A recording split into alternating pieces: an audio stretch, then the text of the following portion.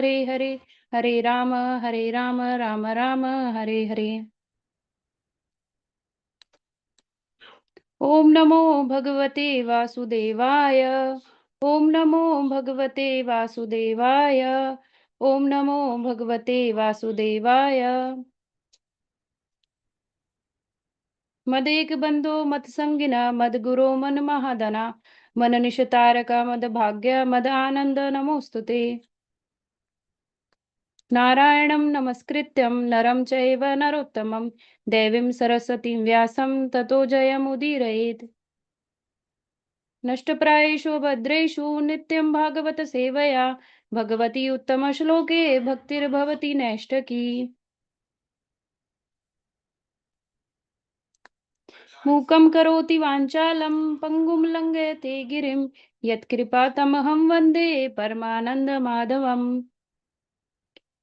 कृष्णाय वासुदेवाय देवकीनन्दनाय च नन्दगोपकुमाराय गोविन्दाय नमो नमः। नमः पङ्कजनाभाय नमः पङ्कजमालिने नमः पङ्कजनेत्राय नमस्ते पङ्कजजाङ्घ्रये। हरे कृष्ण कृष्ण कृष्ण हरे हरे, हरे राम राम राम हरे हरे। हरे कृष्णा प्रभु जी, सभी को सादर प्रणाम। हरे कृष्णा। धन्यवाद माता जी। हरे कृष्णा। सभी भक्तों को बहुत बहुत दंडवत प्रणाम और सभी का आज के श्रीमद् भागवतम के सत्र में बहुत बहुत स्वागत है।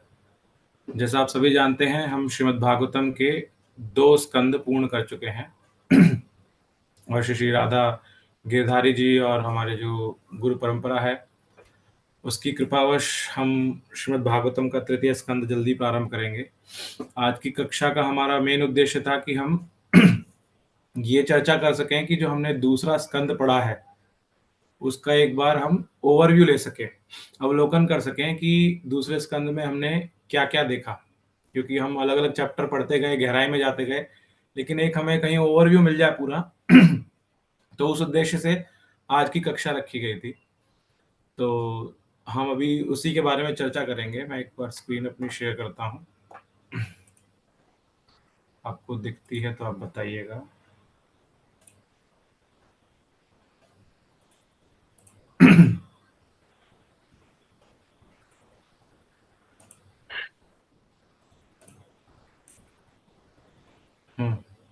स्क्रीन दिख रही है? दिख रही प्रभु।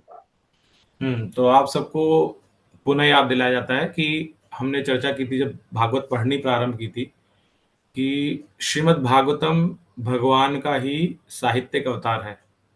तो श्रीमद् भागवतम के जो 12 स्कंद है भगवान के विभिन्न 12 अंग हैं भगवान के शरीर के, तो उनको दर्शाता है ये। और हमने ये देखा था कि कैसे विभिन्न 12 अंग कौन कौन से हैं, चरणों से स्टार्ट होकर के, जिसमें हमने सबसे पहले प्रथम स्कंद देखा था जो भगवान के बिल्कुल ताल थे चरणों के, जिसमें जो विभिन्न चिन्ह हैं 19 चिन्ह, वो पहले स्कंद की रूपरेखा रचते हैं। फिर दूसरा स्कंद जो है भगवान की जो पैरों की 10 उंगलियां हैं, ये वो हैं उसके अध्याय। 10 अध्याय का अर्थ है 10 उंगलियां। और ऐसे धीरे धीरे भगवान की जांघों से प्रारंभ होकर के भगवान के नाभि, वक्षस्थल, भुजाएं और ऐसे करते करते मुखमंडल और अंत में भगवान का मस्तक तक भगवान का रूप है ये 12 स्कंद। हमने प्रथम स्कंद में बहुत गहराई से भगवान के जो विभिन्न चिन्ह है चरणों के, इन पे ऑलरेडी चर्चा की थी। ये आप सबके पास होंगे सारे चिन्ह। हमने इन पे जब अध्याय पूर्ण किया था तो वे सारी इस पे प्रथम स्कंद का अवलोकन किया था। और फिर अभी हम बता रहे हैं दूसरा स्कंद जो है, ये भगवान की जो चिन्ह, ये उंगलियां हैं पैर की 10, ये हैं। तो इसलिए आज हम इस दूसरे स्कंद को प्रारंभ करेंगे इसकी चर्चा। दूसरे स्कंद में टोटल 10 अध्याय हैं और ये 10 अध्याय हैं, ये 3 भागों में विभाजित है। 3 भागों में कैसे विभाजित है? पहले से लेकर तीसरा अध्याय एक भाग है, उसके बाद चौथे से 7वां अध्याय दूसरा भाग है, और 8वां और 10वां तीसरा भाग है। तो 3 भाग हैं। जो पहला भाग है उसके अंदर भक्ति के बारे में बताया गया है। पहला, दूसरा, तीसरा अध्याय उसमें भक्ति का सर्वोच्च स्थापित कर किया गया है। उसमें अलग अलग गहराई आती है, हम उस पर चर्चा करेंगे। और उसके बाद में जो चौथे से सातवां है, उसमें विशेष तौर पर ब्रह्मा जी और नारद जी के संवाद पर फोकस किया गया है, जिसमें सर्ग और विसर्ग पर चर्चा होती है। और अंत में जब हम 8, 9 और 10वां अध्याय देखते हैं, उसमें विशेष तौर पर परीक्षित महाराज जी द्वारा प्रश्न किए गए हैं 21 प्रश्न। उन प्रश्नों का उत्तर देते हुए 9वां और 10वां अध्याय बनता है, जिसमें पहले 9वें में चतुश्लोकी भागवत आती है और 10वें के अंदर जो 10 विशेष विषय हैं भागवत के, उनकी चर्चा हुई है। तो जो 21 प्रश्न 8वें अध्याय में परीक्षित महाराज पूछते हैं, उनका कुछ प्रश्नों का उत्तर सुखदेव गोस्वामी 9वें और 10वें में देते हैं, और बाकियों का तृतीय स्कंद के आगे चलेंगे जब उस संवाद में आएगा। तो ऐसे मोटे मोटे तौर पर द्वितीय स्कंद की रूपरेखा है। अब हम एक एक अध्याय करके देखेंगे कि कैसे वो रूपरेखा आगे बढ़ती है। तो अगर हम पहले देखें, प्रथम अध्याय जो था उसका शीर्षक था ईश अनुभूति का प्रथम सोपान। इस अध्याय के अंदर विशेष तौर पर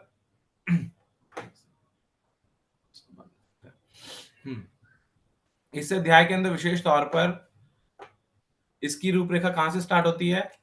जब पिछले प्रथम स्कंद समाप्त होता है, उस समय जो चित्र मेरे पीछे आपको दिख रहा है, यहां पर प्रथम स्कंद अंत होता है। परीक्षित महाराज एक शिष्य की भूमिका लेकर के सुखदेव गोस्वामी से कुछ प्रश्न करते हैं, और वो प्रश्न क्या करते हैं? मरणासन व्यक्ति के लिए क्या विशेष है, क्या करना चाहिए मरणासन व्यक्ति को, जनमानस को क्या करना चाहिए, लेकिन विशेष तौर पर मरणासन व्यक्ति को क्या करना चाहिए, उनके पास साथ देना है।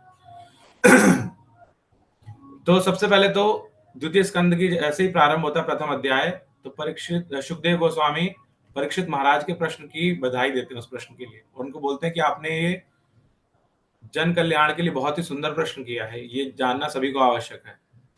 फिर उसके बाद वो बताते हैं कि क्या व्यक्ति को नहीं सुनना चाहिए और क्या स्मरण नहीं करना चाहिए, जिसमें ग्रह मेधी के बारे में बताया है, और बताया गया था किस तरह से जो जीव है, ग्रह मेधी है, जो गृहस्थ घर के परिवारजनों में फंसा हुआ है, वो कैसे सिर्फ मैथुन, कार्य करना और निद्रा में समय बिताता रहता है। और उसके बाद में जो महत्वपूर्ण भाग आता है इसके अंदर मरणासन व्यक्ति के लिए, वो आता है कि कैसे व्यक्ति को भगवान का नाम जप करना चाहिए, श्रवण करना चाहिए, स्मरण करना चाहिए भगवान का, ये सबसे बेस्ट चीज है। तो ये सबसे ज्यादा महत्वपूर्ण बताई गई। और उसमें जो विशेष श्लोक था प्रथम अध्याय का, तस्मात् भारत सर्वात्मा भगवान ईश्वरो हरि श्रोतव्य कीर्तितव्यश्च स्मृतव्यश्च चेतितव्याम। तो ये श्लोक आता है जिसमें बताया जाता है कि भगवान का ही स्मरण करना चाहिए हर समय, हर स्थिति के अंदर। और फिर बताया गया अगले श्लोक के अंदर, जो हमें कनेक्ट करता है कि बिल्कुल अंत में क्या विशेष भूमिका है, उसमें बताया गया एतावान सांख्य योगाभ्याम स्वधर्म परिनिष्ठया जन्म लाभ पर पुंसाम अंते नारायण स्मृति।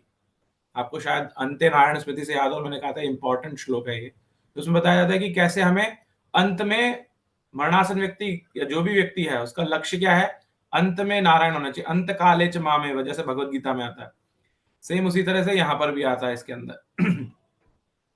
फिर उसके बाद में नाम, भगवान का नाम जब जो है, उसके नाम के बाद आता है हरे नामानुकीर्तनम, कि भगवान का नाम जब जो है वो सबसे विशेष है। तो इस तरह से इस अध्याय के अंदर पहले तो ये आता है, और फिर अध्याय का जो सेकंड भाग है प्रथम अध्याय का। हरे कृष्णा प्रभु जी। प्रभु जी आप कौन, प्लीज जरा श्लोक नंबर बता दीजिए ये फर्स्ट अध्याय के। पहला अध्याय का 5वां श्लोक, ठीक है प्रभु छठा जी। श्लोक और 11वां श्लोक। ठीक, थैंक यू प्रभु जी। ये तीनों श्लोक बहुत महत्वपूर्ण है। तो प्रथम अध्याय का जो सेकंड पार्ट है, उसमें चर्चा हुई है जब भक्ति के बारे में सुखदेव गोस्वामी बात कर रहे थे, तो वहां पर वो देखते हैं कि वहां पर जो साधु आए हैं वो कहीं ना कहीं देख रहे हैं कि उनको लगता है कि मुक्ति के लिए अष्टांग योग का मार्ग सबसे अच्छा है। तब उनकी संतुष्टि के लिए सुखदेव गोस्वामी अष्टांग योग के बारे में बताते हैं, धरणाश्रय के बारे में बताते हैं कि धरणाश्रय क्या है, कैसे करना है, उसके बारे में बताया जाता है। और फिर वो ये भी बताते हैं कि जो एक व्यक्ति है वो भगवान के जो स्वरूप है, कौन सा स्वरूप है, भगवान का जो विशेष तौर पर स्वरूप यहाँ पे बताया गया है, विराट स्वरूप, उस विराट स्वरूप में कैसे ध्यान लगाता है जीव। तो दो तरह के धरणाश्रय बताए गए हैं। जो व्यक्ति अपने चीजों के प्रति आसक्त है उसको बताया गया था धरणाश्रय करना विराट स्वरूप में, और जो आसक्त नहीं है उसको बताया गया था भगवान के परमात्मा स्वरूप में ध्यान लगाने के लिए। तो ऐसे ये प्रथम अध्याय पूर्ण हुआ था। उसके बाद हमने देखा दूसरा आया हृदय में भगवान। तो जब हृदय में भगवान की बात आती है तो यहां पर देखा गया था कि विशेष तौर पर परमात्मा के बारे में चर्चा हुई थी। इसमें हमने इस अध्याय के अंदर, ये वो अध्याय है भागवत का जिसमें विशेष तौर पे बताया गया कि परमात्मा कैसे दिखते हैं, उनका साइज क्या है, उनका नाम क्या है, क्या वो पहनते हैं, कैसे वस्त्र पहनते हैं, कैसे वस्त्र आभूषण धारण करते हैं, ये सब इस अध्याय के अंदर आया था। और इस अध्याय में भी जो हमने साथ में पढ़ा था वो ये था कि जब क्रम मुक्ति के बारे में बताया गया था इसके अंदर कि दो तरह की, जब धरणाश्रय में धारण कर लेता है, वो परमात्मा में ध्यान करता है या विराट स्वरूप में करता है, तो उसके बाद वो षट चक्र योग के बारे में या क्रम मुक्ति के बारे में बताया था हमें। और ये वही भाग है, अगर आपको याद हो, यहाँ पे बहुत कॉम्प्लेक्स हो गया था, हमें समझ नहीं आता कैसे जीव बढ़ता जा रहा है आगे धीरे धीरे। और फिर अंत में, इस अध्याय के अंत में ये बताया गया था कि वैसे तो दो पाथ बताए गए योग के, मुक्ति के दो मार्ग बताए गए, कौन कौन से, क्रम मुक्ति या षट चक्र योग, लेकिन जो भक्ति है वो इन सबसे ऊपर है। क्यों है? क्योंकि भक्ति से मुक्ति से भी ऊपर वाली चीज मिलती है जो कि है भगवान, भगवत प्रेम, वो प्राप्त होता है, तो इसलिए उसकी स्थापना हुई। तो ये इस चीज को स्थापित करता है। फिर हमने आगे देखा, जब आगे बढ़े हम, तो उसी के अंदर हमने देखा कि किस तरह से ये बताया गया तीसरे अध्याय के अंदर, शुद्ध भक्ति हृदय में परिवर्तन, जो सेवा है वो हृदय में परिवर्तन कैसे लाती है। तो सबसे पहले तो इसके अंदर चर्चा हुई थी कि कैसे विभिन्न देवी देवताओं की पूजा को आप कंपेयर करते हैं भगवान की दिव्य भक्ति से। तो उसमें बताया गया था कि जो देवी देवताओं की पूजा है उससे कोई लाभ नहीं मिलता, क्षणिक लाभ है सब, ज्यादा परमानेंट रिजल्ट नहीं मिलते उससे। या फिर ज्ञान के बारे में बताया गया था कि ज्ञान जो है वो हृदय के अंदर के जो दूषण है उसको हटाता है, हमारा अंदर ज्ञान के माध्यम से अनासक्ति आती है और इससे हम भगवान के शरण में जाना स्वीकार करते हैं। तो ऐसा ये सब चर्चा हुई थी तीसरे अध्याय के अंदर, जिससे हृदय का परिवर्तन के बारे में यहाँ बात हो रही है, जब भगवान भक्ति करते हैं हम। तो इस तरह से जो मरणासन व्यक्ति के लिए प्रश्न किया गया था परीक्षित महाराज के द्वारा, उसका उत्तर यहाँ पूर्ण हो जाता है। तो पूर्ण होने के बाद में, क्योंकि संवाद है, अन्यथा यहीं पे भागवत पूर्ण हो जाती, लेकिन संवाद है तो इसलिए अब आगे के प्रश्न पुनः शौनक आदि ऋषि ने सूत गोस्वामी से किए। इस पर विशेष तौर पर शौनक ऋषि ने, उन्होंने पहले तो परीक्षित महाराज का बहुत गुणगान किया, सुखदेव गोस्वामी का गुणगान किया कि दोनों ही भगवान के बहुत बड़े भक्त हैं। कैसे भक्त हैं? परीक्षित महाराज को भगवान ने कब बचाया? जब भगवान के, परीक्षित महाराज गर्भ में थे अपनी मां के। सुखदेव गोस्वामी को कब बचाया या उनसे कब मिले आकर के? जब वो भी अपनी मां के गर्भ में थे। तो दोनों गर्भ में थे, तो यानी कि गर्भ से ही भगवान ने उनको अपने आश्रय में लिया। तो इसका अर्थ है दो बहुत बड़े भक्त हैं। तो जब ऐसे दो बड़े भक्त बैठे हैं वहां पर, तो उनमें विशेष और वार्ता हुई होगी, सिर्फ मरणासन व्यक्ति के बारे में बात करके तो नहीं खत्म हुई होगी चर्चा। तो कहते हैं कि हमारी और जानने की इच्छा है, और वो पूछते हैं कि और क्या चर्चा हुई, हमें इसके बारे में बताइए। तो इसके बारे में जब बताना, और वो साथ में अगेन इस चैप्टर में भी महत्वपूर्ण श्लोक आता है एक, 10वां श्लोक, तीसरे अध्याय का 10वां श्लोक। वो क्या आता है? अकाम सर्व कामो वा मोक्ष काम उदारधि तीव्रेण भक्ति योगेन यजते पुरुषम परम। इस श्लोक में विशेष तौर पर यह बताया गया है कि जो कोई व्यक्ति कोई कामना रखता हो, चाहे बेशक व्यक्ति, या कोई कामना ना रखता हो, अकाम सर्व कामो वा, या फिर मोक्ष काम या मोक्ष चाहता हो, ऐसा जो बुद्धि वाला है इनमें से कोई सी भी, वो क्या करता है? हरे कृष्णा, कृपया म्यूट रखिए।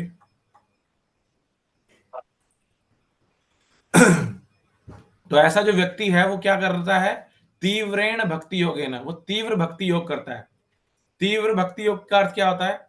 हमने इस पर भी चर्चा की थी कि जब सूरज निकलता है और बादल रहते हैं तो धूप तीव्र नहीं बोली जाती हो, वो बहुत डिफ्यूज होके आती है, फैल के आती है, तो हमें चुभती नहीं है इसलिए। लेकिन जब गर्मी के दिन होते हैं, जब बादल बिल्कुल नहीं होते और वो बहुत चुभती हुई धूप नीचे आती है, तो वो तीव्रता होती है उसके अंदर। तो ऐसे ही भक्ति में तीव्रता होनी चाहिए, अर्थात कहीं पर भी विभाजित ना हो, फोकस्ड हो, जिसको भगवत गीता में व्यवसात्मिका बुद्धि बताया गया। तो जब ऐसी तीव्र भक्ति योगिन होती है, किस पर? यजते पुरुषम परम, परम भगवान जो है उनके प्रति। तो जब कोई भी, किसी को कोई कामना हो ना हो, कामना हो या मोक्ष चाहता हो, उसको तीव्र भक्ति योग करना चाहिए। ये श्लोक हमें भागवत का ये वाला श्लोक बताता है 3.2.3.10। तो ये यहां पर ये स्थापित करता है। फिर हमने देखा, इसके बाद हम जब चौथे अध्याय की, तो ये प्रश्न क्या हुआ था यहाँ पे प्रश्न हो गया था कि उन्होंने प्रश्न किए कि और क्या चर्चा हुई, हमें बताइए। तो इसके बारे में फिर सूत गोस्वामी बताना शुरू करते हैं अगले अध्याय के अंदर, जिसका आता है शीर्षक है सृष्टि का प्रक्रम। हमने पहला पार्ट जो मैंने चर्चा की थी, पहला पार्ट भक्ति वाला, वो खत्म कर दिया, पहले अध्याय से तीसरे अध्याय तक था वो। अब दूसरा पार्ट शुरू हो रहा है, जिसमें जो 4th चैप्टर से 7th चैप्टर तक रहेगा, इसमें सृष्टि के बारे में आएगा। विशेष तौर पर इसमें फोकस रहेगा ब्रह्मा और नारद के संवाद पे। लेकिन इसकी कैसे रूपरेखा रची जाती है? पहले आता है सूत गोस्वामी बताना शुरू करते हैं कि आगे क्या चर्चा हुई। उसमें बताते हैं परीक्षित महाराज वहां पर 6 विशेष प्रश्न करते हैं। 6 प्रश्न क्या करते हैं? 6 प्रश्न करते हैं कि यद रूपम, यद अधिष्ठानम, यद सृष्टम, यच्च, यद समस्थम और यद परम। यानी कि इस जो जगत है इसके क्या गुण हैं, ये जगत किस पर आश्रित है, इस जगत के बनाने वाले कौन हैं, इस जगत के अलग अलग जो इंग्रेडिएंट्स है वो क्या हैं, इस जगत का क्या होता है जब प्रलय आती है, और किस पर स्थापित है। तो ऐसे 6 प्रश्न करते हैं, और इन 6 प्रश्नों का उत्तर देने के लिए वो बताते हैं सूत गोस्वामी, जब ये परीक्षित महाराज ने एक प्रश्न किए शुकदेव गोस्वामी से, तो शुकदेव गोस्वामी ने पहले तो भगवान से प्रार्थना की कि आप मुझ पर प्रसन्न होइए। और प्रार्थना करने के बाद फिर उन्होंने नेक्स्ट चैप्टर की स्थापना की, जिसमें आया समस्त कारणों के कारण। और वहां पर उन्होंने बताना शुरू किया कि नारद जी और ब्रह्मा जी का जो संवाद हुआ था, उसके माध्यम से मैं आपके इन 6 प्रश्नों के उत्तर दूंगा, क्योंकि ये सेम प्रश्न नारद जी ने ब्रह्मा जी से किए थे। तो 5वें अध्याय का रूपरेखा आई उस वक्त में। और 5वें अध्याय की रूपरेखा में क्या आता है उसके अंदर? यहाँ पे 5वें अध्याय की रूपरेखा में आता है कि सबसे पहले जब नारद जी ब्रह्मा जी के पास जाते हैं, वो उनको प्रणाम करते हैं और बोलते हैं कि मुझे लगता है कि आप ही परम भगवान हैं, आप ही से सब चीजें प्रकट हुई हैं। और जब ऐसे उनकी आप प्रशंसा करते हैं, फिर साथ में खुद ही संशय भी ले आते हैं कि आप करते तो सब आप हैं, लेकिन मैंने देखा है कि आप तपस्या भी करते हैं। तो अगर आप परम भगवान है तो फिर तपस्या किसकी कर रहे हैं? इसका अर्थ है कि आपसे भी बलवान कोई और है। तो ऐसा करने पर वो ब्रह्मा जी से प्रश्न करते हैं कि आप बताइए क्या सत्य है। तब ब्रह्मा जी बताते हैं कि जो सृष्टि है, मैं तो सिर्फ उसको दोबारा से बनाता हूं, जिसको हम विसर्ग बोलते हैं। मैं तो जो चीजें मुझे माल दे दिया गया, उस माल से पुनः बनाता हूं, जो मुझे प्रेरणा मिली है उसके माध्यम से। लेकिन इस सब को लाने वाले, प्रकट करने वाले, पहले जो सृष्टि हुई उसको सर्ग बोला जाता है, उसके तो साक्षात भगवान कृष्ण है, वासुदेव है। तो यहाँ पर उन प्रश्नों के उत्तर दिए कि यद रूपम का अर्थ है वासुदेव, उसके करने वाले हैं। यद अधिष्ठानम और यद परम भी नारायण है। तो वो बताता है कि मुझे भगवान प्रेरणा देते हैं, इसलिए मैं ऐसा करता हूं। और फिर वहां पर वो जीव और जो जीव तत्व है और भगवत तत्व जो है, ईश्वर तत्व है, उसके बारे में थोड़ा सा उसके बारे में चर्चा हुई थी वहां पर, कि कैसे जीव जो है वो अणु है और भगवान क्या है, विभु है। तो ये सब चर्चा होने के बाद में फिर ब्रह्मा जी यद सृष्टम, यानी कि सृष्टि की रूपरेखा कैसे रची गई, और फिर वो कारण सृष्टि, कार्य सृष्टि, अगेन आपको याद होगा ये कॉम्प्लेक्स अध्याय था जिसमें कैसे अलग अलग चीजों से चीजें प्रकट हुई। हमने देखा था किस तरह से महाविष्णु से काल कर्म स्वभाव प्रकट हुआ, उससे फिर प्रधान प्रकट हुआ, प्रधान से प्रकृति हुई, प्रकृति से महत्त्व हुआ, महत्त्व से अहंकार, और विभिन्न अलग अलग तन्मात्राएं, मन, और ये सब चीजें प्रकट हुई। इसमें मैंने एक लेक्चर में बहुत अच्छा सुना था, प्रभु जी बताते हैं कि प्रधान, प्रकृति और महत्त्व, इन तीनों में क्या भेद है, कैसे इसको समझा जा सकता है, क्योंकि कंफ्यूजिंग वर्ड है बहुत ज्यादा। प्रधान, प्रकृति और महत्त्व, इन तीनों का भेद क्या है? इन तीनों का भेद है कि प्रधान है जहां पर सब चीजें ना उसके उस स्थिति के अंदर, जो सृष्टि की वो जो स्थिति है, और ना उसमें सृष्टि प्रकट हो, ऐसी शक्ति है उसके अंदर, और ना ही अभी तक भगवान ने उस पर दृष्टिपात किया है। तो ये कौन सा है? प्रधान। प्रधान से अगला आता है प्रकृति। प्रकृति क्या है? प्रकृति वो है जिसमें उसके अंदर अब ऐसा सृष्टि का इस तरह से चीजें प्रकट हो चुकी हैं जो आगे उत्पत्ति कर सकती है, लेकिन अभी तक वो बैलेंस स्टेट में है और ना ही भगवान का दृष्टिपात हुआ अब तक। और महत्त्व तो क्या है? वो अगली स्टेट है जिसमें वो जो चीजें थी सारी, वो भगवान के दृष्टिपात की वजह से वो इस प्रकृति, इस जो हमारे सामने जगत है, इस रूप में आ जाती है।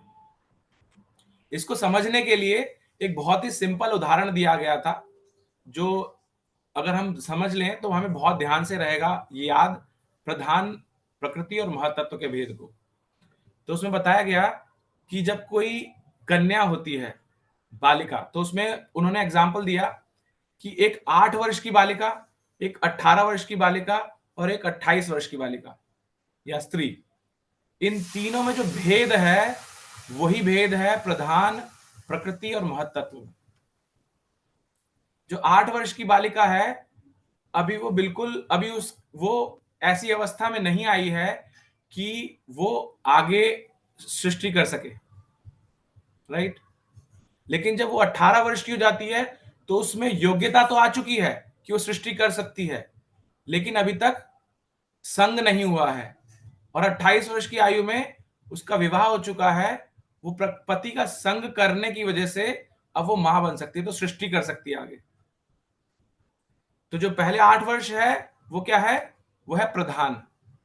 अभी वो कुछ नहीं कर सकती, ना ही किस कोई दृष्टिपात हो रहा है, ना ही संग हो रहा है किसी का, ना ही उसमें वो योग्यता है अभी।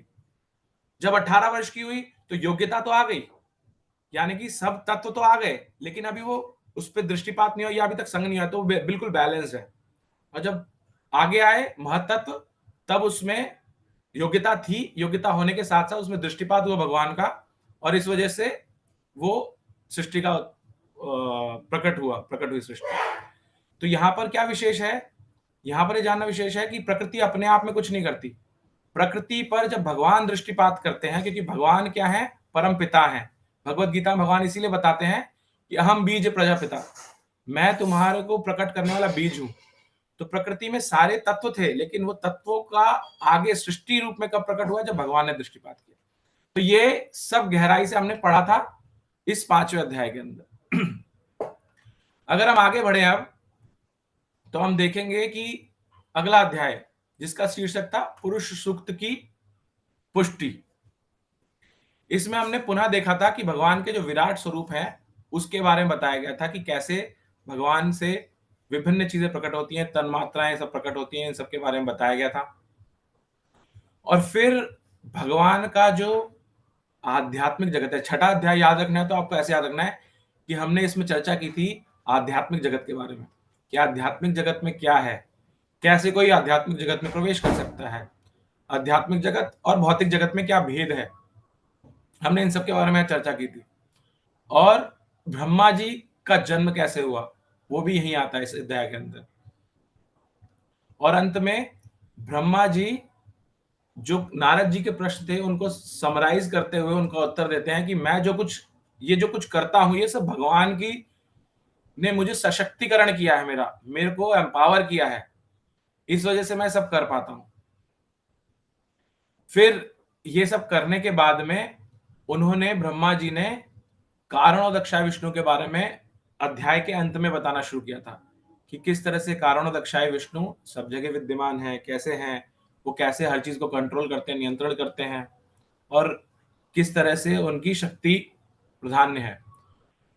इस तरह से हमारा छठा अध्याय पूर्ण हुआ था। छठा अध्याय पूर्ण होने के बाद में हम आए थे सातवें अध्याय में।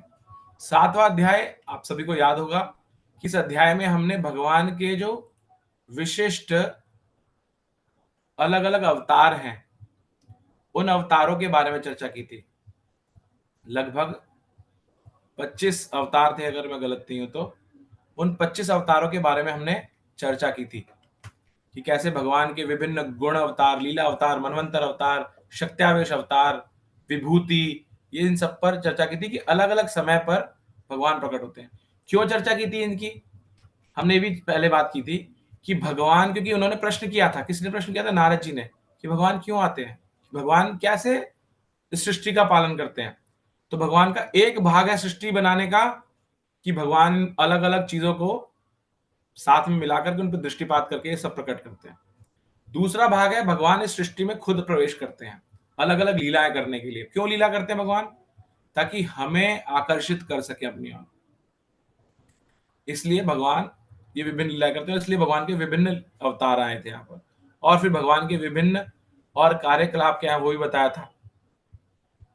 और फिर ब्रह्मा जी कहते हैं कि मैं स्वयं ब्रह्मा होते हुए भी भगवान की लीलाओं को नहीं समझ सकता, और मैं तो क्या, भगवान इतने इतने ज्यादा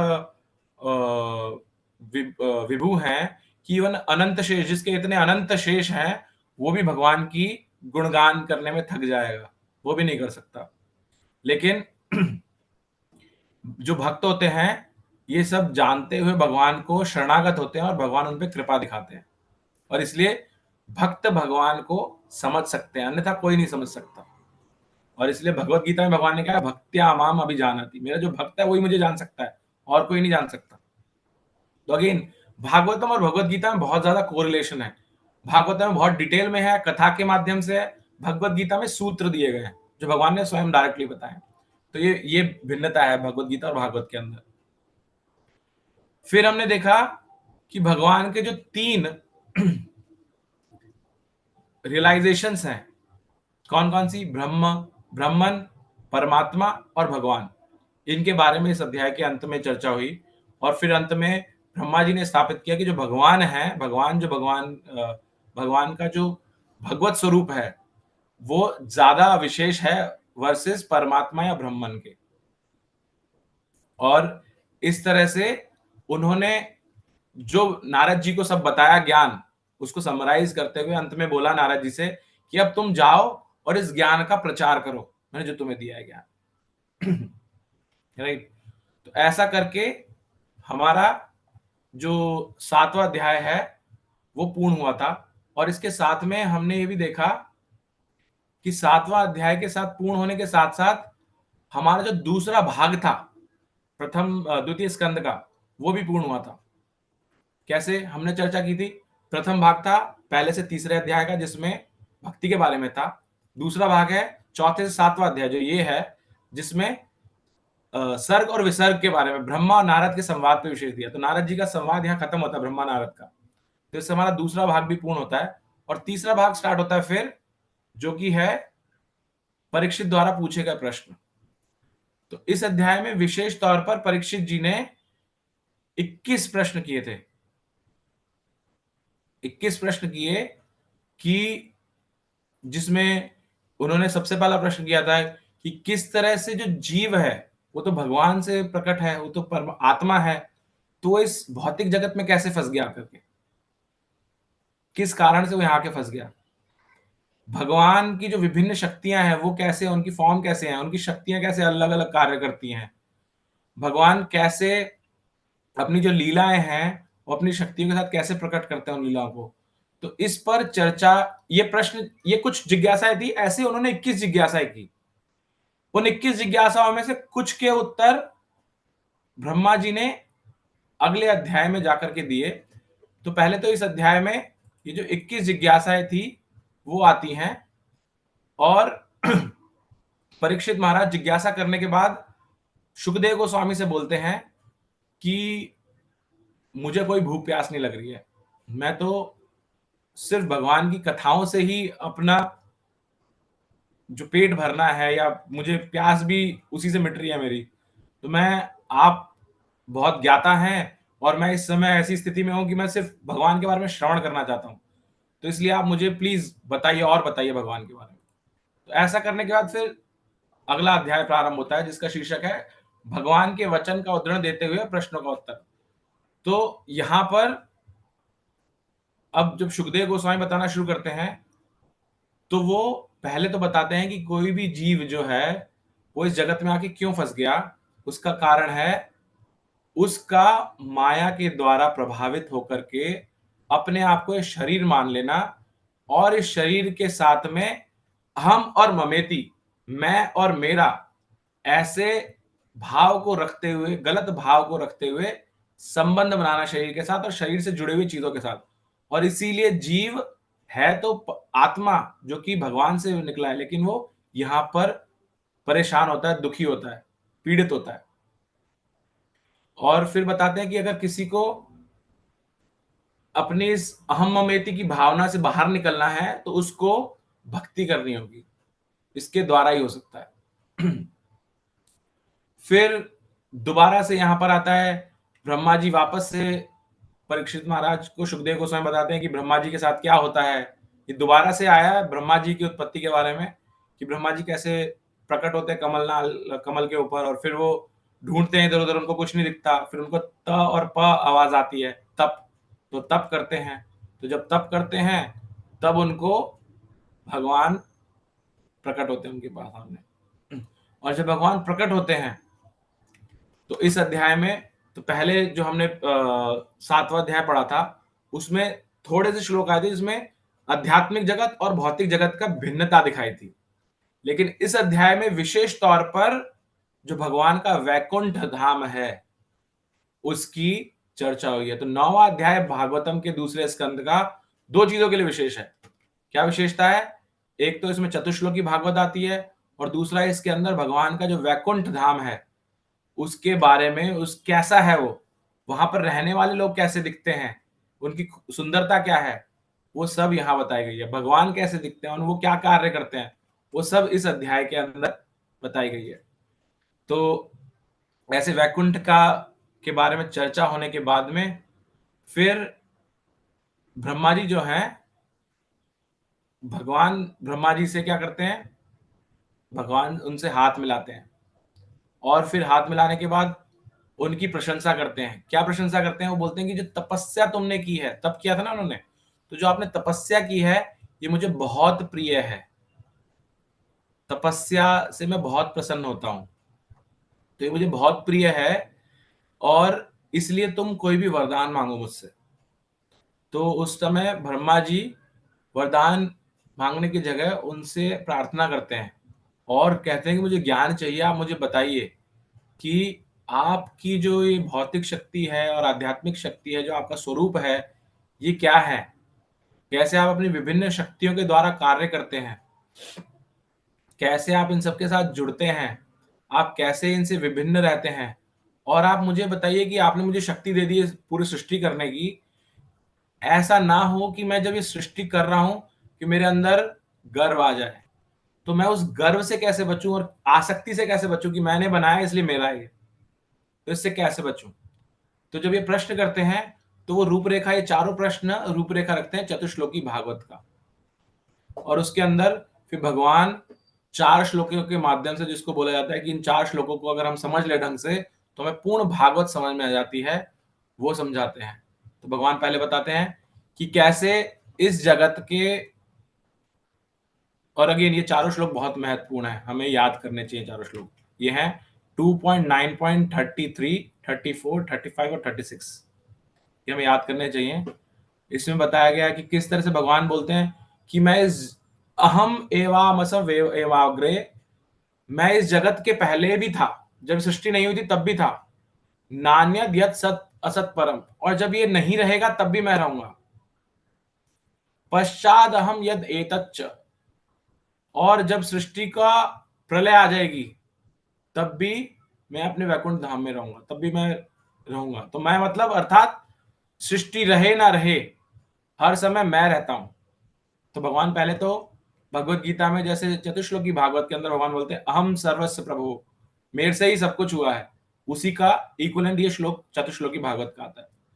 फिर दूसरे श्लोक में भगवान बोलते हैं ऋते अर्थम यत् प्रतीयेता, कि जो चीज भी तुम्हें दिख रही है इस जगत के अंदर, जिसको भी तुम सोचते हो कि ये अच्छी चीज है, अगर तुम उसका संबंध मुझसे नहीं देख सकते तो वो क्या है, वो माया है, वो मेरी एक शक्ति है माया, और वो किसी तुम्हें मुझसे जोड़ेगी नहीं, क्योंकि तुम उसको मेरे से देख नहीं पा रहे। तो भगवान ये दूसरे श्लोक में बताते हैं।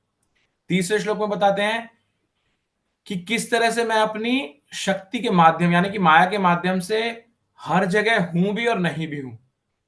मैं हर चीज को प्रकट भी करता हूं और अप्रकट भी करता हूं, लेकिन मैं उसके साथ जुड़ता भी नहीं हूं, उनसे अलग भी रहता हूं।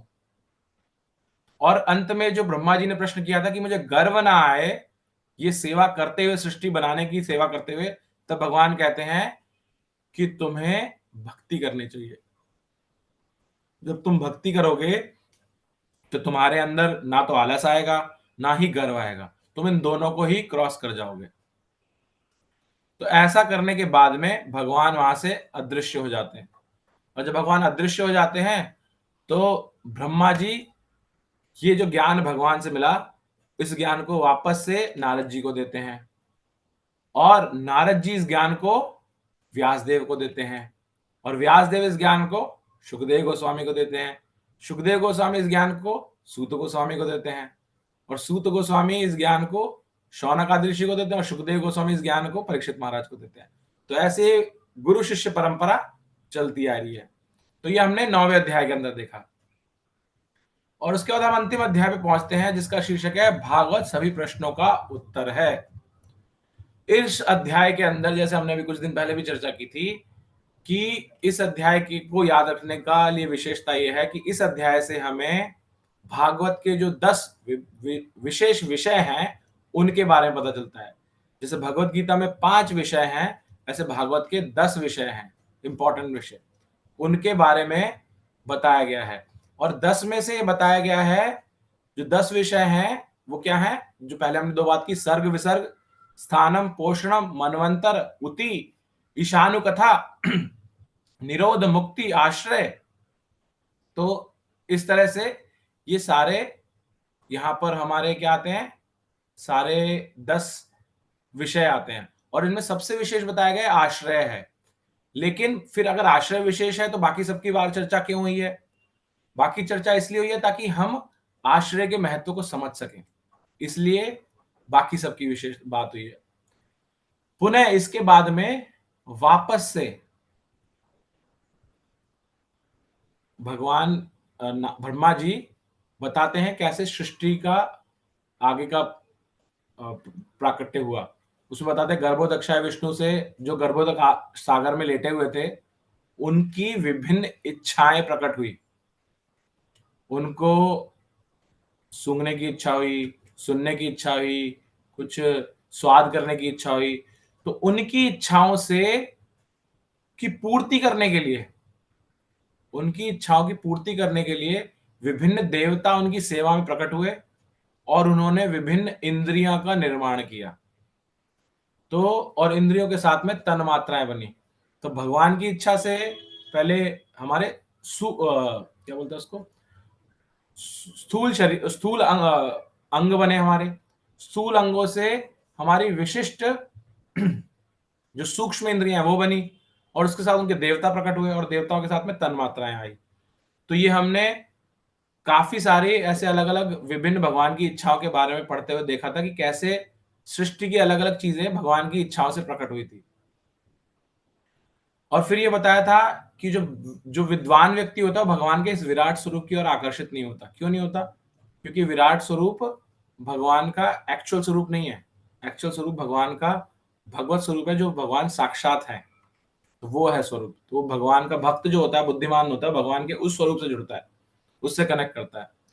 फिर इसके बाद में विसर्ग के बारे में हमने पढ़ा कि कैसे सर्ग तो ये हो गया, विसर्ग कैसे ब्रह्मा जी ने अलग अलग योनियां बनाई और योनियों में बताया कि कैसे कर्म के आधार पर उनको जीव को अलग अलग योनियां मिलती हैं। फिर बताया प्रकृति के जो गुण है, 3 गुण, वो कैसे प्रकट होते हैं हर योनि के अंदर, और उनमें किसी एक पर्टिकुलर गुण की प्रधानता होने के कारण अलग अलग चीजें जुड़ती हैं, उससे अलग अलग भाव बढ़ते हैं।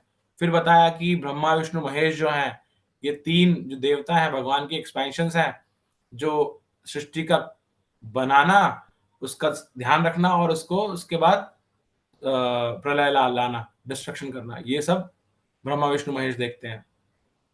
और ये फिर बाद में बताया कि भगवान इस सृष्टि के प्रक्रम में कहीं भी डायरेक्टली इन्वॉल्व नहीं होते, खुद से नहीं भाग लेते सीधे सीधे, वो अपनी शक्तियों के माध्यम से सब चीजें करते हैं।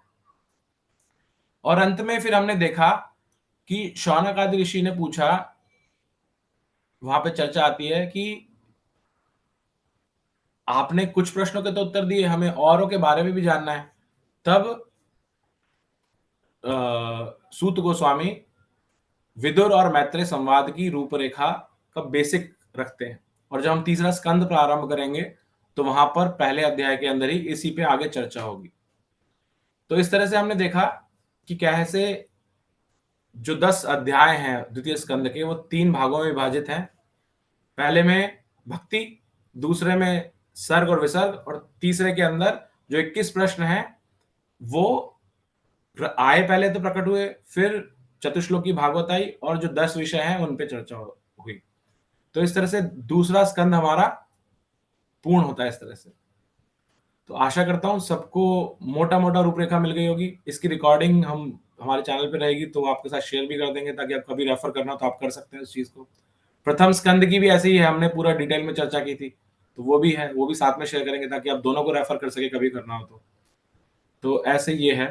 किसी को कुछ ऐड करना है, कोई जिज्ञासा है तो यस कालीचरण प्रभु जी। हरे कृष्णा प्रभु जी। हरे कृष्ण प्रभु जी। यस।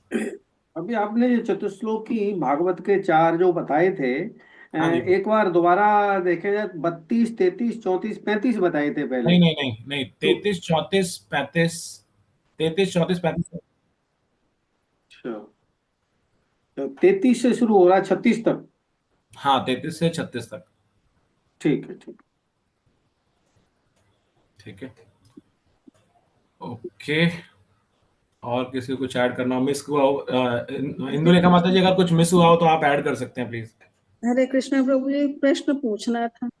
हाँ, एक सेकंड माता जी।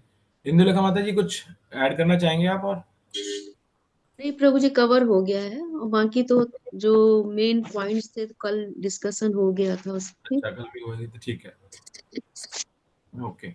यस माता जी, ज्ञानेंद्र माता जी। प्रभु जी, महातत्व तो बाद में जुड़ता है, जबकि महातत्व तो सबसे पहली चीज है कि जो 5 महातत्व, ये कैसे? महातत्व नहीं, मैंने इसलिए बोला ना, 5वां अध्याय अगर आप देखेंगे, पढ़ेंगे उसके अंदर, तो जी। वहां पे हमें दिखता है कि किस तरह से प्रधान, फिर प्रकृति और महतत्व आता है, फिर प्रकट होते हैं। तो महतत्व जो है, महतत्व जब उस पे दृष्टिपात हो जाता है प्रकृति पे, तब प्रकट होता है। महातत्व तो जैसे वो 5 तत्व हैं, तो शुरुआत तो वहीं से होती है सृजन। नहीं नहीं, आप 5वां स्कंद 5वां अध्याय पढ़िए इसका दोबारा। हरे कृष्णा प्रभु जी। यस प्रभु जी। हाँ प्रभु जी, इसमें मेरे पास एक किताब है, उसमें लिखा हुआ श्रीमद् भागवत 2.9 (32) से करके 35 तक। जैसे पहला इसका है 32 वाला, अहमेवा अहमेवास अहमेवासमेवाग्रे नान्यद यत् सद सत्पम पश्चादहम यदेतत् ये आप जो कौन सी बुक विशिष्ट का है। रेफर कर रहे हैं मुझे पता नहीं, मैं हम जो भागवत पढ़ रहे हैं उसमें बता रहा हूँ 33 है ये वाला श्लोक, सेम यही श्लोक 33 है ये। हम्म। कोई एक श्लोक मिस हो रहा है कहीं तो इसमें। इसमें पूरा विवरण भी दिया है, मीनिंग भी दिया है पूरा। मैं अब हम्म देखता हूँ, अभी पहला भाग मैंने उठा के रख दूसरी जगह रख दिया है, तो आज पूरा होने वाला था ना ये बुक, तो इसलिए मैंने दूसरी जगह रख दी थी। मैं हम्म उसमें मिला के देख लेता हूँ, या इसमें मेरे पास 29 है अभी। हम्म। हाँ, तो इसमें 32 जो दिया हुआ है वो अहमेवास मेवाग्रिल है, पहला वाला। किसमें प्रभु जी मुझे आइडिया नहीं आप कौन सी बुक पढ़ रहे हैं। नहीं नहीं, प्रभु जी इसमें आपके तो आप वो बता सकते हैं क्या, आपके पास कौन सा श्लोक है? मैं ये बता रहा हूँ 33वां श्लोक है प्रभु जी, 33 यही 33वां है, श्लोक जो आप बोल रहे हैं ये 33। 33वां श्लोक है। ये 33 आप, अच्छा अच्छा अच्छा, यस। जी हाँ मेरे यहाँ 32 है, वही मैं इसलिए 32 से 36 तक लिखा है इसमें मैंने, लेकिन ये 32 से 35 तक। श्रीला प्रभुपाद की भागवत नहीं होगी जो आप पढ़ रहे हैं। जी जी जी, इस वजह से। ठीक है, वो उसमें करेक्ट कर लेता हूँ। ठीक है। हाँ जी, और किसी की कोई जिज्ञासा, कुछ ऐड करना है किसी को? प्रभु जी 34 में क्या है? 9:33 में तो I am always there before and after, और 34 में क्या बताया था? 34 में प्रभु जी भगवान ये बोलते हैं कि जो मेरी शक्ति है, मैं जो इस जगत में आप जो कुछ भी देख रहे हो, हाँ, ये सब अगर उसको आप मेरे से कनेक्ट नहीं कर सकते ओके। तो वो सिर्फ और सिर्फ माया है और कुछ नहीं है, और वो सत्य नहीं है, सत्य नहीं है। मतलब हमें कनेक्ट भगवान से करना चाहिए, नहीं कर पाए तो माया है। Correct. Connect to me else it is माया। यस। अगर जो ओके कुछ भी आप देख रहे हो, अगर उसको आप कोई वैल्यूएबल समझते हो, लेकिन आप जी उस वैल्यू को मेरे साथ कनेक्ट नहीं कर पा रहे उस चीज को, तो वो जी, असलियत नहीं है, माया है, वो मेरी एक शक्ति है। ओके। एंड 35 में क्या है प्रभु जी?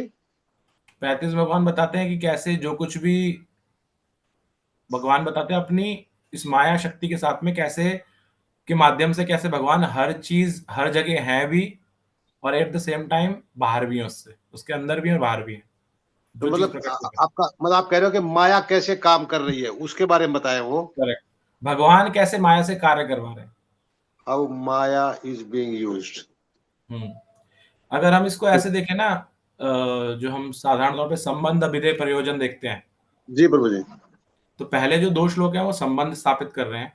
ठीक है प्रभु जी। तीसरा जो ये अभी आपने पूछा ये ये अभिधेय बता रहा है, ये अभिधेय है, और और चौथा जो पांचवा भक्ति के बारे में है वो प्रयोजन है। ठीक है प्रभु जी, संबंध अभिधेय प्रयोजन। Okay, thank you. Hare Krishna.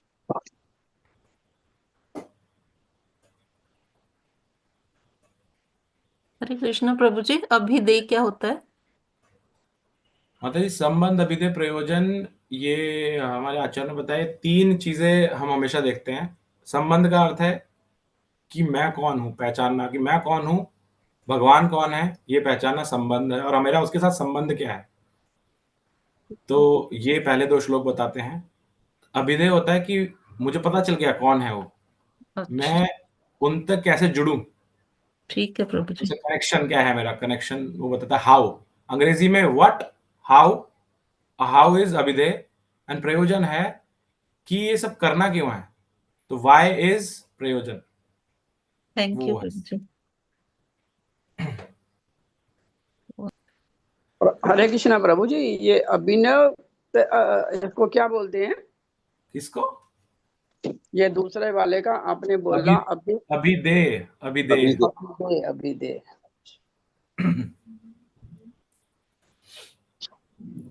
Okay. Thank you तो अगर प्रभु और जी, कोई अच्छा समझाया प्रभु जी, ब्रीफ किया, सच में पूरा चैप्टर काफी कुछ समझ में आ गया। हम उद्देश्य यही था माता जी, क्योंकि हमने सब पढ़ा, हमने जो पढ़ा है इसका कहीं तो एक बार समराइज रहे ये, क्योंकि आगे जाएंगे तो मैं भी भूल जाऊंगा साथ में। भागवत इतनी बड़ी, आगे चलते जाएंगे तो सब लॉस्ट होता जाएगा, लेकिन अगर इसको आप 1 घंटे 45 मिनट का इस वीडियो को देख लो तो एक बार रिफ्रेश हो जाएगा सारा क्या है। तो उद्देश्य यही था कि जो अभी पढ़ा है वो याद रहे और इसलिए इसको रिकॉर्ड कर लिया जाए। प्रभु जी आवाज आ रही है, हरे कृष्णा प्रभु जी। अभी आवाज नहीं आ रही थी प्रभु जी। प्रभु जी, बस मैं यस प्रभु जी। ये जो चतुर्श्लोक की भागवतम है, इसको कोई इन श्लोकों को याद करने का कोई आसान तरीका बता सकते हैं आप? श्लोकों को याद करने का? हाँ प्रभु जी। श्लोकों को याद करने का मतलब एक्चुअल संस्कृत श्लोक बोल रहे हैं ना आप? जी प्रभु जी, मतलब तभी कनेक्ट कर पाए, मतलब उनका वर्ड टू वर्ड मीनिंग समझना होगा। वही है करेक्ट ना? प्रभु जी, वही वही तरीका तरीका है ना? है। वर्ड टू वर्ड मीनिंग जब हम समझ लेते हैं तो उसके बाद उसको याद करना आसान हो जाता ठीक है प्रभु जी, हरे कृष्ण। है। हरे कृष्ण। हरे हरे कृष्ण प्रभु जी, बीच में डिस्टर्ब किया। यस एक माता बार जी। फिर से रिपीट करेंगे 30, ये चतुर्थ भागवत 32, 33, 34, 35 प्रभु जी। 33, 34, 35, 36। ओके, थैंक यू प्रभु जी, हरे कृष्णा। हरे कृष्णा। ओके, तो हम आगे अब तीसरा स्कंद जो है वो प्रारंभ करेंगे। एंड इंदुलेखा माता जी, आपने कल कुछ चर्चा की थी कि जो आपने और मैंने बात की थी अभी वीकेंड पे, उसके बारे में। नहीं प्रभु जी, अभी चर्चा नहीं करी थी। ओके, मैं भी कर थोड़ा सा सकते। मैं ऐड कर देता हूँ अभी उसमें, फिर आगे देखेंगे। तो सभी भक्तों से के साथ ये शेयर करना था कि हम जो भागवत पढ़ रहे हैं या कोई भी ग्रंथ पढ़ रहे हैं, हम पिछले 3 साल से ऊपर हो गए। 21 नवंबर में स्टार्ट किया था कि 4 ही होने वाले लगभग, अब तो 3.5 हो गए। तो हमने ग्रंथ पढ़ने शुरू किए थे, हम बेसिक थे, बिल्कुल छोटा थे, लेकिन अब हमें पढ़ते-पढ़ते बहुत समय हो गया। कुछ लोग भक्त बीच में भी जुड़े हैं, लेकिन हमारा उद्देश्य क्या है? हमारा उद्देश्य इन शास्त्रों को पढ़ने के साथ-साथ प्रचार भी करना। तो उसके लिए हम ये चाहते हैं कि अभी इस कक्षा के अंदर विशेष तौर पर मैं या इंदुलेखा माता जी ही चर्चा करते हैं। तो हम चाहते हैं कि आप भक्त एटलीस्ट स्टार्ट करने के लिए एक श्लोक लीजिए, और हम पहले कक्षा के अंत में, जैसे अभी अंत में है ना, तो हम चर्चा कर लेंगे कि आप जयप्रकाश प्रभु जी, आप ये वाला श्लोक जो है, आप कल इस श्लोक के बारे में चर्चा करेंगे। आप कालीचरण प्रभु जी, आप इस श्लोक के बारे में चर्चा करेंगे। सुभाष प्रभु जी, आप इस श्लोक के बारे में चर्चा करेंगे। चंपकलता माता जी, आप इस श्लोक के बारे में चर्चा करेंगे। तो ऐसे हम श्लोक पहले जो आगे पढ़ने वाले हैं उन श्लोकों को बांट देंगे अगले दिन के लिए। आपको सिर्फ उस श्लोक को ही पढ़ के आना है, और उसका मैं दोबारा से पुनः बोल रहा हूं, श्रीला प्रभुपाद जी की बुक से ही, और कहीं से हमें नहीं चाहिए ज्ञान। प्रभुपाद जी ने तात्पर्य में बहुत डिटेल में समझा रखा है, आपने कक्षा में देखा होगा, इंदुलेखा माता जी या मैं, सिर्फ हम उसी से बताते हैं। आपको एक्स्ट्रा चाहिए तो आप, जैसे माता जी ने बताया था, प्रभु जी हैं शुभ कृष्ण प्रभु, और जो हैं इस्कॉन के ही, हमारी जो परंपरा के अंदर है, उनके लेक्चर सुन के आप अपने उस श्लोक से रिलेटेड उस लेक्चर को सुन के नोट्स बना सकते हैं, and then you explain this. हमारा उद्देश्य ये है कि आप सब लोग भी धीरे धीरे स्टार्ट करें उसको रेफर करना और बताना एक ही श्लोक, क्योंकि अगर हम पूरा देंगे तो थोड़ा घबराहट आ जाती है, लेकिन एक श्लोक तो आसान है, आप कर सकते हैं एक श्लोक को। तो उससे धीरे धीरे आप करेंगे तो फिर उसके बाद में आप भी अपना ऐसे ही संग क्रिएट करके। अभी नहीं, फ्रूट्स ले लिया करो, भी कुछ नहीं। माता जी म्यूट रखिए प्लीज, मंजू माता जी। जी पहले गीता का श्लोक जो पहले 10-12 श्लोक आप देते थे एडवांस में, उस तरह से लिस्ट निकाल दें। हाँ, लेकिन प्रभु जी हमें पता नहीं ना डेली कितना हो पाएगा, उसका आइडिया नहीं है ना अपने। एक श्लोक तो एक आदमी को देना ही है। हाँ, तो एक श्लोक बता दें, मान लो आज नहीं उसका नंबर आया तो जब आएगा तब आएगा। जैसे मेरा नंबर 5वां आता है, दूसरा आता है, तो मैं दूसरा श्लोक जब भी आएगा मैं उसका चर्चा करूंगा। मतलब क्रम निकाल दें कि पहला तो पहला, दूसरा, तीसरा, चौथा। में देखते हैं प्रभु जी कैसे किया जा सकता है, इसको एग्जीक्यूट कैसे किया जाए। सिंपल रखने की कोशिश करेंगे ताकि ऐसा ना हो कि चीज आगे बढ़ ना पाए, राइट। तो सिंपलेस्ट तो यही है तरीका कि कक्षा के अंत में, आज हमने अगर 24 श्लोक तक पढ़ा, तो ऐसा मान के चलें कि 4 से 5 श्लोक होते हैं एक दिन में, तो 24, 25, 26, 27 उनकी बात कर लें और बांट दें सब में कि भाई आप कौन लेना चाहेगा ये। तो या तो इंदुलेखा माता जी मैं इसका विभाजन कर लेंगे। तो अगेन हम ऐसे ही किसी को भी नहीं देना चाहते, तो जो भक्त इंटरेस्टेड है इस सेवा के लिए वो अपने नाम ग्रुप में डाल सकते हैं कि आप ये सेवा करना चाहते हैं, तो फिर हम आपको उस तरह के ऐसे सेवा दिया करेंगे। मेरा नाम डालना है प्रभु जी। ठीक है प्रभु जी। तो इससे क्या होगा, साथ में 2 चीजें होंगी। एक तो जैसे हमने बताया, इस प्रचार आप भी अपने संघ क्रिएट करके और प्रचार बढ़ा सकते हैं, प्लस साथ में जो हमारा ये एक सत्र चला आ रहा है पिछले सालों 7 सालों से, अब हम तीसरे स्कंद में एंटर कर रहे हैं। तो कई बार ऐसा होता है कि मैं भी नहीं आ पाता, इंदुलेखा माता जी नहीं आ पाती, तो अगर आप लोग धीरे धीरे तैयार हो गए तो आप लोग मिलकर के ही आगे सत्र चला सकते हैं, तो वेट नहीं करना पड़ेगा किसी का। बट अगेन इसमें हमें जो सबसे ज्यादा ध्यान रखने की बात है कि ज्ञान बहुत बढ़ रहा है मार्केट में, हमें वो ज्ञान नहीं चाहिए। हमें जो हमारी संप्रदाय का ज्ञान है, प्रभुपाद जी के द्वारा जो ज्ञान दिया गया है, उसी ज्ञान को पढ़ना है, उसी पे चर्चा करनी है, उसी पे मनन करना है। ये बहुत महत्वपूर्ण है, तो इस पे ध्यान देना आवश्यक है। ठीक है, हमें ऐसा लग रहा है, हमें तो ऐसा लगता है, ये सब नहीं चाहिए। ठीक है, किसी इंद्रलेखा माता जी आपको कुछ ऐड करना है? हाँ प्रभु जी, इसमें जैसे रेफरेंस है, तो रेफरेंस हम जैसे हम श्लोक ले रहे हैं, हम उसको उसके बारे में एक्सप्लेन करेंगे। तो एक तो हमारा क्लास में जो आपने अभी डिस्कस किया है, जो वो उसके अलावा रेफरेंस कहाँ से लेंगे, जैसे प्रभुपाद जी की बुक से या वीडियो से, जैसे शरणागतम कृष्णा है या प्रभु जी आप देखेंगे ना, अगर प्रभुपाद जी के श्लोक को अगर आप पहले से पढ़ के आएंगे, तो प्रभुपाद जी के हर श्लोक में उन्होंने ही कहीं ना कहीं रेफरेंस दे रखे होते इतने सारे। कई बार तो 10-10, 15-15 रेफरेंस आते हैं एक ही श्लोक के अंदर, पद्म पुराण का, इस पुराण का, उधर का। तो आपको जो चाहिए ना, बेसिक मिनिमम देखिए, अगर आपको सिंपल रखना है, जो प्रभुपाद जी ने बोला उसको पढ़ लीजिए एक बार और अपने नोट्स बना लीजिए उससे, कि इसमें जैसे हम क्या करते हैं इस कक्षा के अंदर, आपने देखा होगा, मैं इतने सालों से हमेशा पढ़ता हूँ और हाथ हाथ साथ में अंडरलाइन करता जाता हूँ, और मैं उन्हीं को बताता हूँ, अंडरलाइन किए वो पॉइंट को रिपीट करता हूँ। मैंने आपको कई बार पहले भी कहा था। तो आप पढ़ के आइए, आपको नोट्स अपने इस श्लोक में आपको ये 10 पॉइंट या 5 पॉइंट इंपॉर्टेंट लगे, तो जब किसी ने रीडिंग कर ली, उसके बाद आपका टर्न आया उसको समझाने के लिए, क्योंकि आपको पहले से बता रखा है, तो आप बताइए इस श्लोक के अंदर ये मुझे जो लगा प्रभुपाद जी ने ये विशेष चीजें बताई। बस इतना ही करना है, और उसमें हमें कोई बहुत ज्यादा ज्ञान या प्रवचन नहीं करना, उससे हम फोकस रहेंगे। अगर आपके पास समय है, आप और उसमें ऐड करना चाहते हैं, तो फिर जैसे माता जी ने बता रखा है, ऐसे शुभ कृष्ण प्रभु भी हैं और भी हैं इस्कॉन के भक्त, यूट्यूब पे आप उनका ढूंढिए, आपको मिल जाएंगे उनके लेक्चर्स आपके पर्टिकुलर श्लोक से। अगर आपको मान लीजिए 3.1.5 श्लोक दिया गया आपको, तो आप यही यूट्यूब पे सर्च करेंगे तो आपको मिल जाएगा श्लोक नंबर SB 3.1.5, तो आपको श्लोक मिल जाएगा, आप उसको सुन लीजिए, तो आप उसको बता पाएंगे फिर।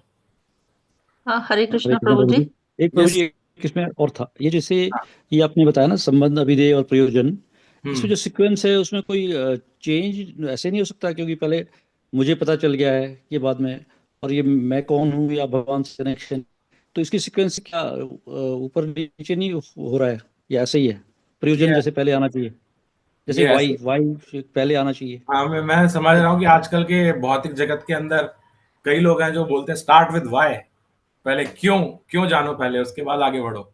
लेकिन हमारे शास्त्र यही बताते हैं कि भाई पहले भगवान कौन है, तुम कौन हो, उनके साथ संबंध क्या है ये समझो, फिर उनसे कैसे जुड़ना है वो समझो, और फिर क्यों जुड़ना है ये समझो। अच्छा, ये मुझे पता चल गया, इसमें अभिधेय जो है मुझे पता चल गया है कि क्या है इसमें, कि मैं कौन हूँ। नहीं, ये तो पहले में संबंध में। कैसे, अभिधेय मतलब कैसे। अच्छा, प्रयोजन ये हो गया कि कैसे, क्यों प्रयोजन में क्या होगा फिर, प्रयोजन में प्रयोजन क्यों हो गया ना।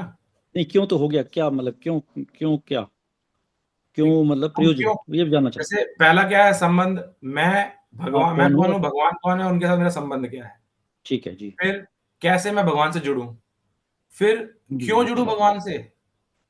अच्छा, क्यों जुड़ना है, तो वो आता है वहां पर क्यों में प्रयोजन। हरे कृष्णा प्रभु जी, धन्यवाद।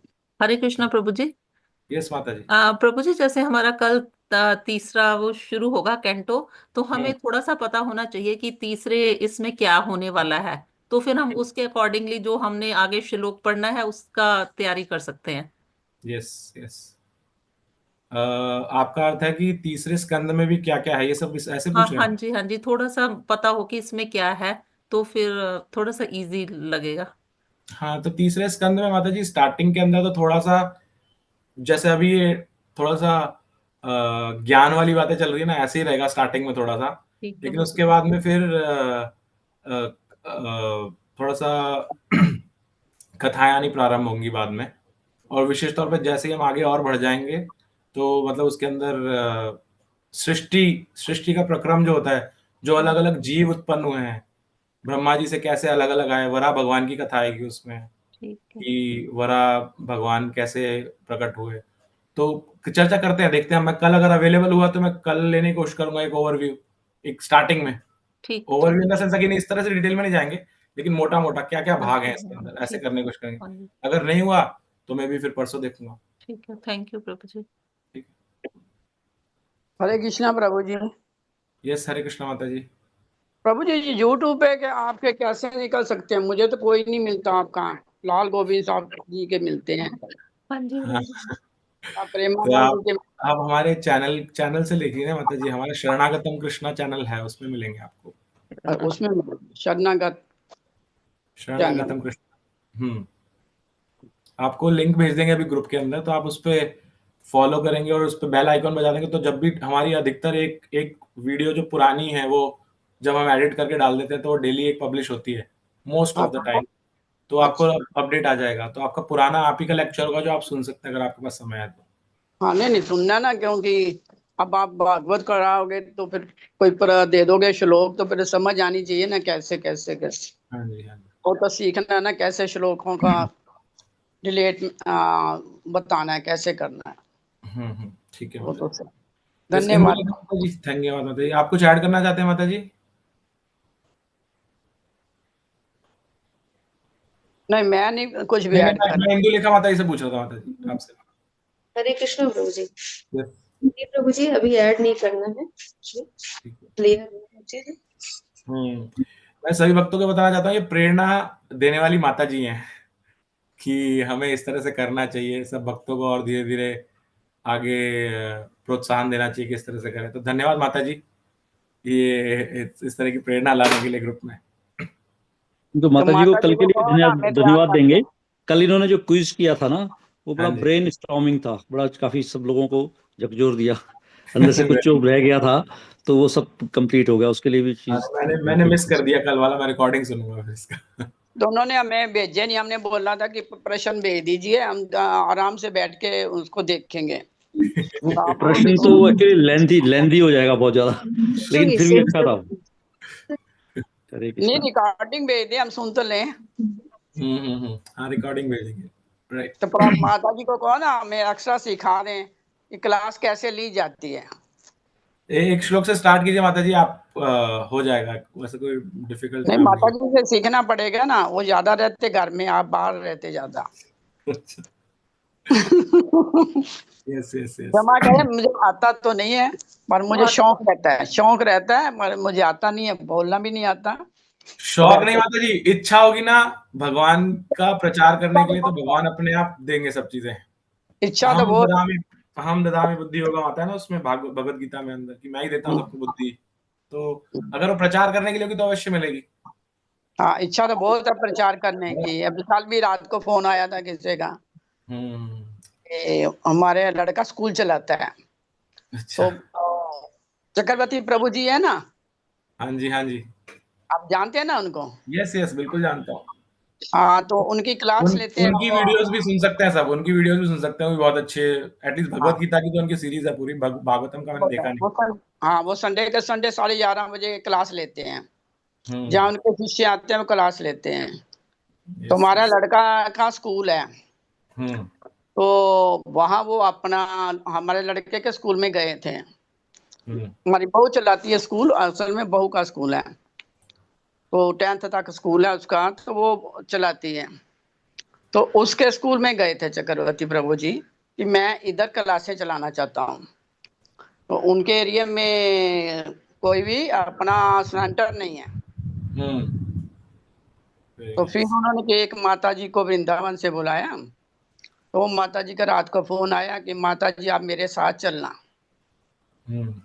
तो मैं क्या, ठीक, मुझे लेक्चर देना तो नहीं आता, मगर मैं कोऑपरेट कर सकती हूँ तुम्हारे साथ, बच्चे इकट्ठे करने में, लोग इकट्ठे करने में मैं कर सकती हूँ। बढ़िया माता जी, अच्छी सेवा है। और कल आपको भगवान ने वह दिया तो आज आपको यहाँ पे हमारी फैमिली, छोटी सी फैमिली में मौका मिलेगा आपको, तो यहाँ से तैयारी कीजिए। हाँ, माता जी को कहना हमें सिखाएं। माता जी, इंदुलेखा माता जी, बहुत रिक्वेस्ट आ रही है आपके लिए। हाँ, थोड़ा सा दोपहर को सिखा देना, एक फोन भी ऐसे करना है। ये सबसे बड़ी सेवा। वो अलग क्लास के लिए आप माता जी से कांटेक्ट कीजिए उसके लिए। और क्या, दोपहर को कराएं, दोपहर को फ्री होते हैं। और ये प्रभु जी, ये एक चतुश्लोकी जो भागवतम है, ये माता जी एक श्लोक आप कोई भी तैयार कर लो, उसमें सिर्फ कभी भी 10 मिनट के लिए बोल सकते हैं प्रभु जी की परमिशन से किसी एक दिन। चतुश्लोकी भागवत तो हमारा चर्चा वंस इन ए वीक हो ही जाना चाहिए उसके ऊपर में, क्योंकि इतना इम्पोर्टेंट चीज है। चतुर्श्लोकी पढ़ रही हूँ भागवत, रोज सुबह पढ़ती हूँ चतुर्श्लोकी। भागवत। अच्छा, चलिए और तो धन्यवाद कई सालों से पढ़ती पर याद नहीं हुए। हाँ, कोई नहीं माता जी, अब धीरे धीरे करेंगे, आ जाएगा, सब हो जाएगा, कोई दिक्कत नहीं। ठीक है, चलिए आज अब विराम लेते हैं हम आज की कक्षा के लिए। और हरे कृष्णा प्रभु जी। प्रभु जी मुझे थोड़ा बीच में क्लास छोड़नी पड़ गई थी, तो प्लीज थोड़ा इसकी रिकॉर्डिंग भेज दीजिएगा। कुछ ऐसा हो गया था कि मुझे थोड़ा छोड़नी पड़ी क्लास, बहुत इंपॉर्टेंट क्लास थी आज की, तो प्लीज भेज दीजिएगा। यस माता जी, श्योर। ठीक है, तो जो भक्त, मैंने दोबारा पुनः बोल रहा हूँ, जो भक्त चाहते हैं कि एक श्लोक के बारे में बताएं आकर के प्रभुपाद जी के तात्पर्य से पढ़ करके, वो ग्रुप में अपने नाम लिख दें कि मैं करना चाहता हूँ, तो फिर हम एक लिस्ट बना लेंगे। एक मेरा भी नाम रख लीजिएगा प्रभु जी। यस, हाँ, तो कालीचरण प्रभु जी और जयप्रकाश प्रभु जी आपका है। प्रभु जी मेरा भी लिख सकते हैं, मैं भी ग्रुप में भेजना है क्या, इससे हो जाएगा? आप यहाँ पे बताइए, लेकिन ग्रुप में भेजिएगा कि मिस ना हो, लेकिन यहाँ पे बता रहे तो अच्छी बात है, तो हमें पता चल जाएगा एटलीस्ट। और कौन है? 3 हो गए, फतेह प्रभु जी हो गए, कालीचरण प्रभु जी, जयप्रकाश प्रभु जी। मेरा भी नाम लिखिए। चंपकलता माता जी।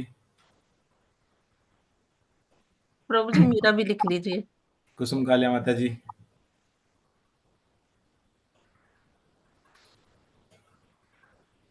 सुहास प्रभु जी आपको भी देना चाहिए नाम।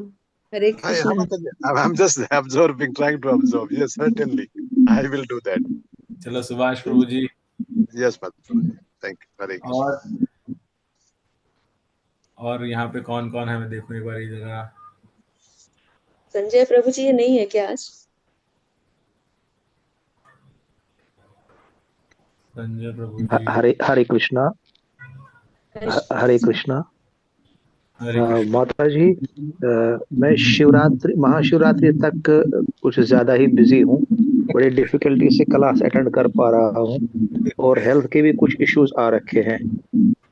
मैं माफी मांगने के लायक भी नहीं हूँ, बट उम्मीद है महाशिवरात्रि के बाद एक्टिवली पार्टिसिपेट करूंगा, और जैसे ये सेवा के बारे में बोला जा रहा है। प्रभु जी कुंभ में नहीं प्रभु जी, मुझे कुछ एलर्जेटिक इश्यूज आए हैं लंग्स में, और इस वजह से बोलने में भी खासकर मॉर्निंग एंड इवनिंग में दिक्कत आती है।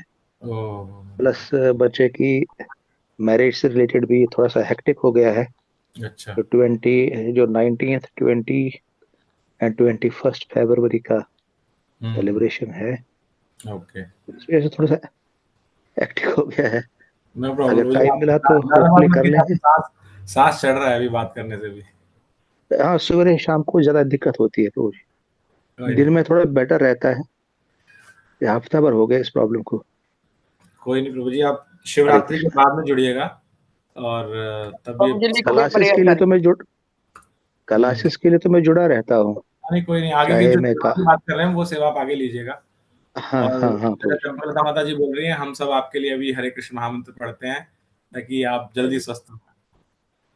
चलिए सभी बोलेंगे, हरे कृष्णा कृष्णा कृष्णा हरे हरे, हरे राम राम राम हरे हरे।